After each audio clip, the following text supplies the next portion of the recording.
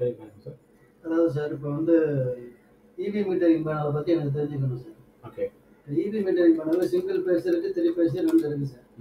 இப்போ single phase வந்து நம்ம வந்து என்ன ப்ரொவிஷனில் கொடுக்குறோம் சார்? என்னென்ன எம்சிபி யூஸ் பண்ணுறோமா, ஆர்சிசிபி யூஸ் பண்ணுறோமா, இஎல்சிபி யூஸ் பண்ணுறோமா, என்னங்கிறது எனக்கு தெரியும் சார். அதை பற்றி இல்லை காமனாக இப்படி தான் இது ஸ்டாண்டர்டு, கஸ்டமர் கேட்குறத பொறுத்து நான் மாற்றி தரணும் அப்படின்னு ஏதாவது சிங்கிள் பேஸ் பேஸ்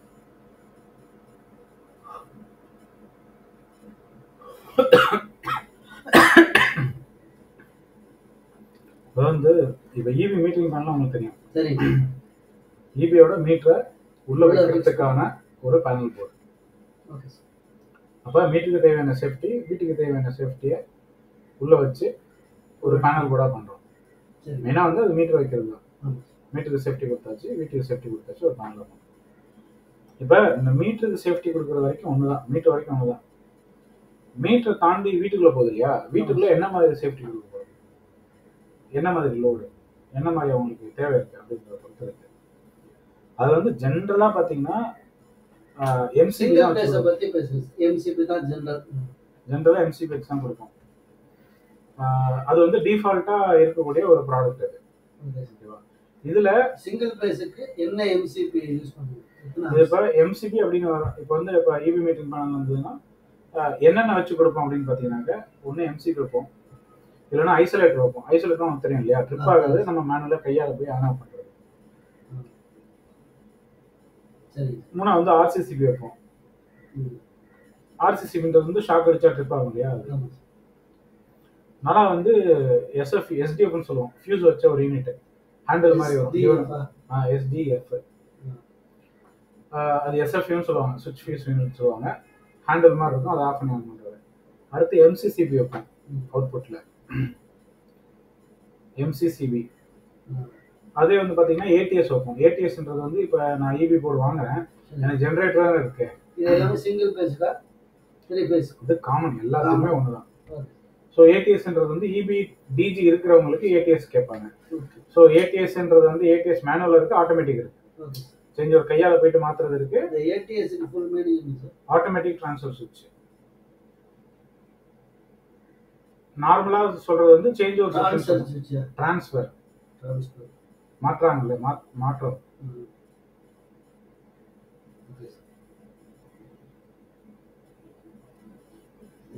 அதே வந்து ஏசிசி வந்து ஆட்டோமேட்டிக்கும் இருக்கு, நார்மல் மேனுவலும் இருக்கு, அப்படிதானே? ரெண்டு இருக்குது. டிஜி வந்தால் மட்டும்தான் அந்த மெத்தட் இருக்கும். ஓகே. ட்ரான்ஸ்ஃபார்மர் இது இருந்தால் மட்டும், ஜென்ரேட்டர் இருந்தால் மட்டும். ஓகே. அடுத்து வந்து ஏசிசிஎல்னு ஒன்று இருக்கு. சரி. அது ஏசிசிஎல் வித் எம்சிபியோட வராது. இதெல்லாம் கேட்டகரி. ஓகே. இப்போ கேட்டகரி என்னென்ன இருக்கு சொல்லுங்க? எம்சிபி இருக்கு, எம்சிபி இருக்கு, ஐசோலேட்டர் இருக்கு, ஆர்சிசிபி இருக்கு, எஸ்டிஆர் இருக்கு, எம்சிசிபி இருக்கு, ஏடிஎஸ் இருக்கு. ஏடிஎஸ் இருக்கு. ஏடிஎஸ் இந்த சேஞ்ச் ஓவர்லேயே வந்து மேனுவல் ஆட்டோமேட்டிக் ரெண்டு தனித்தனியாக இருக்கு. அடுத்து வந்து ஏசிசிஎல் சொல்லுவோம். ஏசிசிஎல் இதோட full meaning sir? Automatic change over cum current லிமிட்டர்னு சொல்லுவாங்க. Automatic change over and current limiter. Over and current limiter. அது என்ன பண்ணுனா, இப்போ ஒரு அபார்ட்மெண்ட் எடுத்துக்கோங்க. ஒரு அபார்ட்மெண்ட்ல ஒரு 63 kVA ஜென்ரேட்டர் வச்சிருக்காங்கன்னு வச்சுக்கோங்க. அங்க ஒரு 60 வீடு இருக்கு. 60 வீடு 60 ஏசி போட்டா 60 kVA தாங்குமா? போயிடும் இல்லையா. ஸோ அதனால என்ன பண்ணுவாங்கன்னா, எந்த லோடுக்கு இப்போ இன்வெர்டருக்கு லைன் பிரிச்சு கொடுக்குறாங்கல்ல வீட்டுக்குள்ள, சில முக்கியமான லைட்டு ஃபேன் மட்டும், அந்த மாதிரி இந்த டிஜிக்குன்னு சொல்லி ஒரு லைனை பிரிச்சு கொடுப்பாங்க. ஆமாம், அதுக்கு மட்டும்தான் இந்த டிரான்ஸ்ஃபர் இந்த ஏசிசிஎல் இருந்து போகும். அது எல்லா லோடுக்கும் போகும், ஆனால் அதோட ஆம்ஸ் செட் பண்ணிக்கும். இப்போ டோட்டலாக சேர்த்து வச்சு ஒரு 5 ஆம்ஸ் சொல்லுவாங்க. ஆக்சுவலாக நம்மளுக்கு வந்து 30 ஆம்ஸ் இருக்கும் வீட்டில், ஆனால் அந்த கிரிட்டிக்கல் லோடு மட்டும் 5 ஆம்ஸ் இருக்கும். இப்போ என்னன்னா, அவங்களுக்கு டிஜியில் ஓடும்போது கஸ்டமர் வந்து மற்ற லோடெல்லாம் ஆஃப் பண்ணிடணும் டிஃபால்ட்டாக. அப்படி ஆஃப் பண்ணனா இது ஆஃப் ஆகிடும், ஏசிசிஎல் ஆஃப் ஆகிடும். அப்போ அவங்க மறுபடியும் போயிட்டு எல்லா லோடையும் ஆஃப் பண்ணிட்டு இது ஆன் பண்ணணும். ஸோ இந்த மாதிரி ஒரு ப்ராடக்ட் அது. அப்போ இபி இருக்கும்போது எல்லா லோடையும் ஆன் பண்ணிக்கலாம். இபி இல்லாதப்ப டிஜியில் ஓடும்போது குறிப்பிட்ட லோடை மட்டும் தான் ஆன் பண்ணிக்கணும். ஸோ அதுக்கு வந்து ஏசிசிஎல்னு சொல்லுவாங்க. ஸோ இதெல்லாம் தான் இதில் இருக்கக்கூடிய டைப்ஸ் ஆஃப் இபி மீட்டர். நம்ம போகக்கூடிய இடத்தை பொறுத்து, அவங்களுக்கு தேவையானதை பொறுத்து, அதை வச்சு தான் நம்ம மேஜராக வந்து இதை எடுத்துக்கணும். இப்போ வந்து ஒரு நார்மலா போனோம்னா எம்சிபி தான் கொடுக்கும், ஜென்ரலா எம்சிபி தான் கொடுக்கும். இப்போ வந்து இபில இருந்து இந்த ஆர்சிசிபி ஒன்று போட சொல்றாங்க, உயிர் பாதுகாப்புன்னு சொல்றாங்க. ஸோ அப்படின்ற டைம்ல வந்து ஆர்சிசிபி போடுவோம். அதை கூட நம்ம அட்வைஸ் என்ன சொல்றோம்னா, ஆர்சிசிபி போட்டு வாங்கிக்கோங்க, மேல டிவி பாக்ஸ் வைக்கிறீங்க இல்லையா, வச்சுட்டு இபி மீட்டர் வாங்கிட்டு மேல இருக்க எம்சிபி கழட்டி இங்க போட்டுட்டு ஆர்சிசிபி எனக்கு மாத்திடுங்க, இங்க வச்சுக்காதீங்க அப்படின்னு சொல்லுவோம். ஏன்னா நாளைக்கு வந்து ஆர்சிசிபின்றது அடிக்கடி ட்ரிப் ஆகும், சென்சிட்டிவிட்டி அதிகமா இருக்கும். ஒருவேளை நைட்ல அவங்க தூங்கும் போது ஏதோ ஏசி ஆனா ஏதோ ட்ரிப் ஆச்சுன்னு வச்சுக்கோங்க, அவங்க வந்து இறங்கி வந்து பண்ணணும், முடியாதவங்க அதுவும் கஷ்டம். ஸோ இந்த மாதிரி சிக்கல் இருக்கிறதுனால அது பக்கத்துல ஈஸியா ஆப்ரேட் பண்ணக்கூடிய இடத்துல ஆர்சிசிபி வைக்கணும். கிரவுண்ட் ஃப்ளோர் வச்சுட்டு 10ஆம் மாடியில் இருக்காங்கன்னா அவங்க எப்படி, ஸோ அதனால அந்த ஒரு ப்ரொவிஷனை அவங்க கிட்ட சொல்லுவோம். இது வந்து நார்மலா கொடுக்கக்கூடியது. ஒரு சில பேர் எனக்கு இல்ல எனக்கு சுவிட்ச் தான் வச்சு வேணும், ஐசோலேட்டர் தான் வச்சு வேணுமா. ஐசோலேட்டர்ன்றது சும்மா இது, அது பிரைஸ் கம்மி இருக்கிறதுலே ரொம்ப கம்மியான பிரைஸ் வந்து அந்த பொருள் தான் வரும். ஜென்ரேட்டர் வந்தாலே மற்ற எல்லாமே வந்துடும். இந்த எஸ்எஃப்இ வந்து ஒரு எஸ்டிஎஃப்இ எஸ்எஃப்இன்னு சொல்றாங்க இல்லையா, அது வந்து லோடு ஹெவி லோடு இருக்குல்ல, இண்டஸ்ட்ரி லோடு இருக்கு, கமர்ஷியல் லோடு இருக்கு, ஹெவியா லோடு இருக்கு அப்படின்ற இடத்துல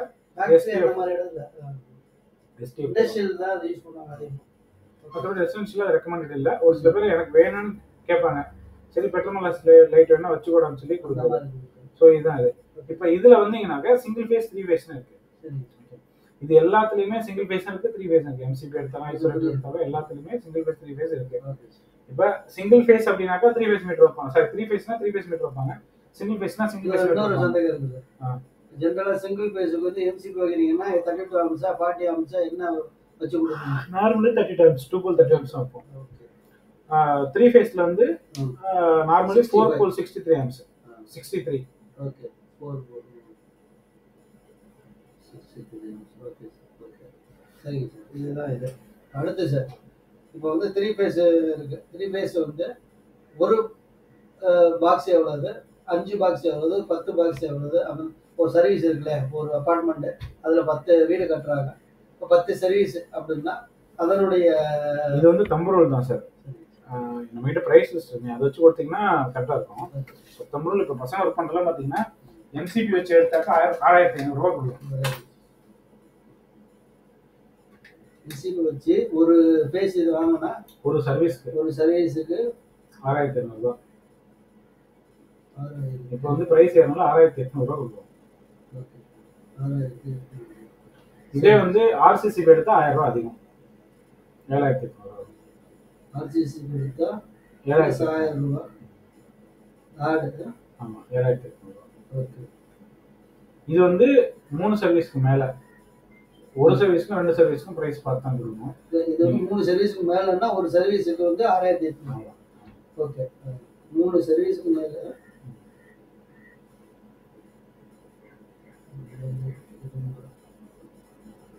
சரி. இது அப்படியே நம்ம கூட்டிக்க வேண்டியதுதான், அவ்வளோதான், வேற எந்த இதுவும் இல்லை. ஓகே. இதுக்கு அப்புறம் நாம வந்து இந்த டிரான்ஸ்போர்ட்டு இந்த இதெல்லாம் நம்மளோட அடிஷனல் இந்த பிரைஸ்ல வந்து tax extra. Okay. GST 18%. GST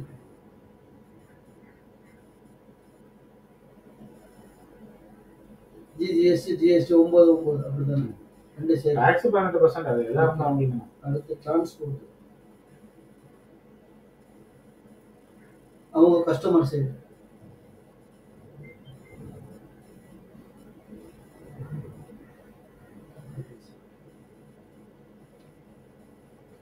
இப்போ வந்து ஒரு 3 சர்வீஸு ஒரு இது கேட்குறாங்க, பேனல் இபி மீட்டரிங் பேனல் எத்தனை நாள் டைம் சார்? இது வந்து நார்மலாக வந்து 12 நாள் சார். சரி சார். ஒரு பேனல்னா 12 நாள் 15 நாள் நம்ம ஆகிடும். சரி.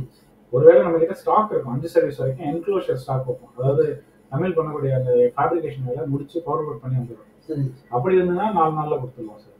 அதாவது மேக்ஸிமம் 15 நாள், மினிமம் 4 days.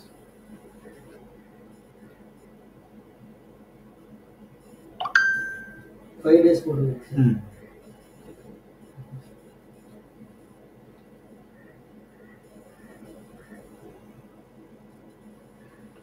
பண்ணியே ஸ்டாக் இருந்ததுன்னா இமிடியேட்டா கொடுத்துடலாம் அடுத்த நாள்.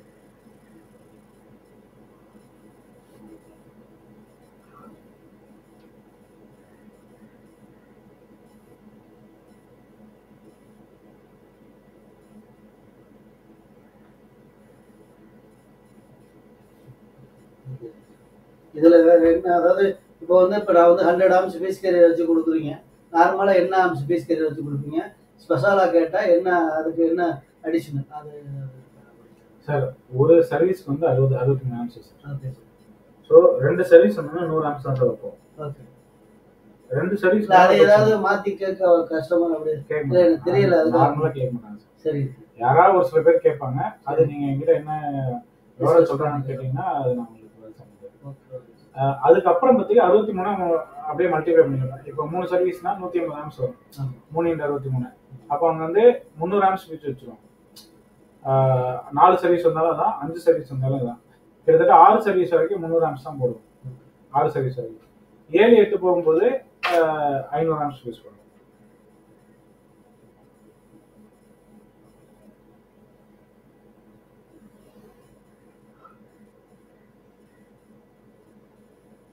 ஃபீஸ் கேரியர் வந்து 300 ஆம்ஸா? ஆமா. 6 சர்வீஸ் வர ஃபீஸ் கேரியர் வந்து 300 ஆம்ஸ்.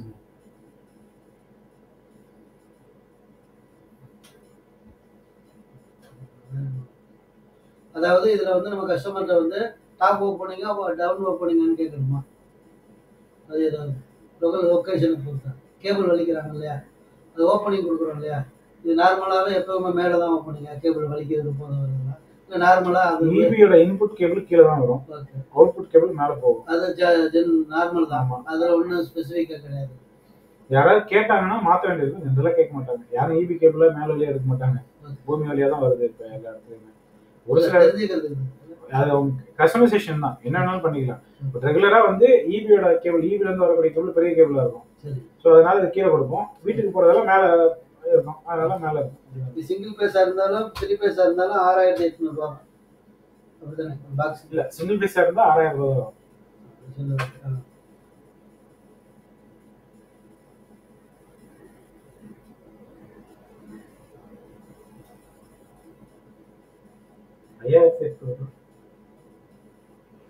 இது நம்ம கையில கொண்டு போயிடலாமா சார்? முடியாது. எது சார்? சிங்கிள் பேஸ் இது நமக்கு தெரியாது சார், பேனலை பொறுத்து நம்ம சொல்ல முடியாது. கையில கொண்டு போகலாம் அப்படின்னு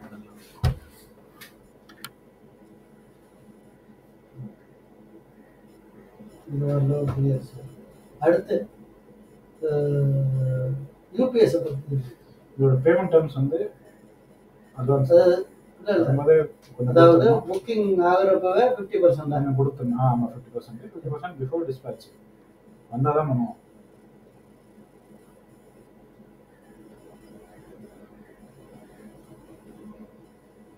டெலிவரிக்கு அப்புறம் 50% பிஃபோர் டிஸ்பேட்ச்.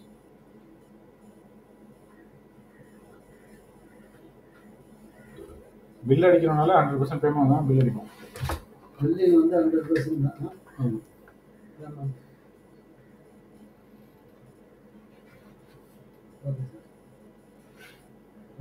இப்போ இதை வந்து பில்டரை கன்சல்ட் பண்ணலாம் நேரடியாக போய். அதுக்கப்புறம் அந்த ஈபி பேசணும், ஏஐ பார்க்கலாம், ஜேஏ உங்களை பார்த்து பேசலாம். ஆனால் இது 4 மேன் தானே சார் அதிகமாக, லைன் மேனும் 4 மேன் தானே சார் வீட்டுக்கு வருவாங்க. ஏஐ எப்படி சார் நம்ம போய் கனெக்ட் ஆனால் அவங்க குரூப்பை நம்ம லிங்க் பண்ணலாம், பேசுகிறோம்னா அவங்க யார் என்ன எடுக்கலாம், டிரைவர்லாம் அக்கௌண்ட் பேசினாங்கன்னா பேசுவோம். அவனுக்கு ஒரு சர்வீஸ்க்கு 500 ரூபா கொடுத்தோம்னா சந்தோஷமா சொல்லிடுவேன். ஓகே, புரியுது. 6800 ரூபா கொடுக்குற இடத்துல 7300 ரூபா 7500 ரூபா சர்வீஸ்னா வெளியில இதே மாதிரி நம்மளாட்ட நிறைய கம்பெனி இருக்கும்ல சார், எல்லாரும் 8000 ரூபாய்க்கு மேல தெரிஞ்சுக்கணும். 8000 ரூபாய்க்கு மற்ற கம்பெனி வந்து சார் இது வந்து ஸ்பெசிஃபிகேஷன் வைஸா ப்ராடக்ட் வைஸா பார்த்தீங்கன்னா அவ்வளோ வித்தியாசம் இருக்கு. மற்ற கம்பெனி வந்து ஒரு சர்வீஸ் எவ்வளவு சார்? 8000 மேல. 8000 ரூபா வரை வாங்குறாங்க. மினிமம் 7500 ரூபா வந்து 8000 ரூபாய்க்கு மேல தான் வரும். ஏன்னா வித்தியாசம் சொல்லணும் இல்லையா, அந்த குவாலிட்டிக்கு நம்ம குவாலிட்டி போட்டாங்கன்னா இன்னும் அதிகமாக தான் வரும். நம்ம கிட்ட என்ன வித்தியாசம் அப்படின்னு பார்த்தீங்கன்னா பேனல் ஃபுல்லா 1.6 mm ஷீட், அவங்க வந்து 1.2 தான் போடுவாங்க.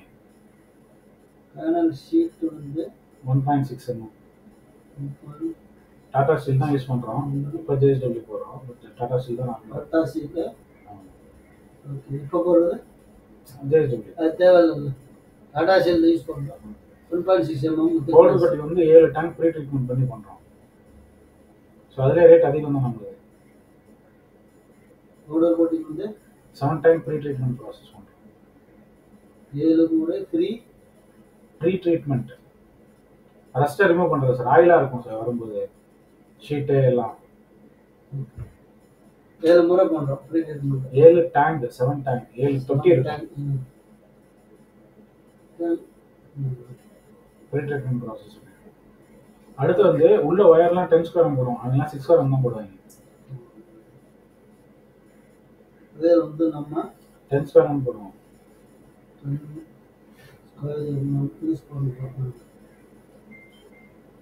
அவங்க சார் அவங்களாம் 6 தான் போடுவாங்க. 6 மற்றவங்க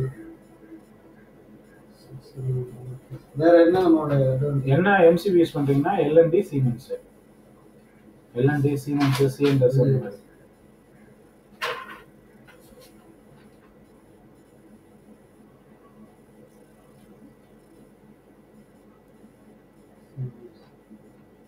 எம்சிபி தானே? LNT Siemens CNS CN C and S CNS இது 3 பிராண்ட் தான்.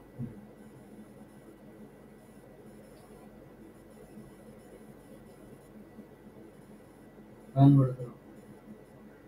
ஓகே, இதில் வேறு என்னென்ன இருக்குன்னு சொன்னீங்கன்னா நான் எனக்கு தெரியாது. அப்புறம் வந்து ஹைலம் ஷீட் ஒயரை பற்றி சொல்லிட்டீங்க, ஃபீஸ் கேரியர் பற்றி சொல்லிட்டீங்க, மீட்டர் கவர்மெண்ட் கொடுக்குறது. அந்த மீட்டர் வைக்கிறதுக்கு ஒரு ஹைலம் ஷீட் வெட்டணும், இன்சுலேட்டட் ஷீட். சரி, நம்ம வந்து ஐஎஸ்ஐ கிரேடு 6 mm, மற்றவங்க 3 mm. ஷீட் என்ன என்ன Hylam HI HY HY LAM HI HY LAM Hylam ஷீட்டா? ஷீட் ஹைலம் ஷீட் வந்து நம்மளுக்கு 6 mm ஐஎஸ்ஐ கிரேடு. நம்ம வந்து 6 mm ஐஎஸ்ஐ கிரேடு. மற்றவங்க 3 mm தான் தராங்க லோக்கல். மற்ற கம்பெனி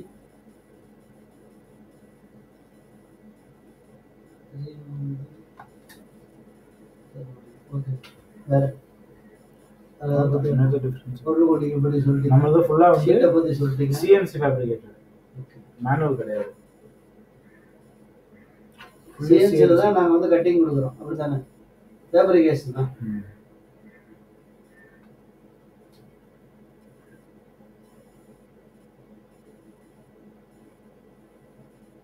மற்றவங்க மேனுவல்.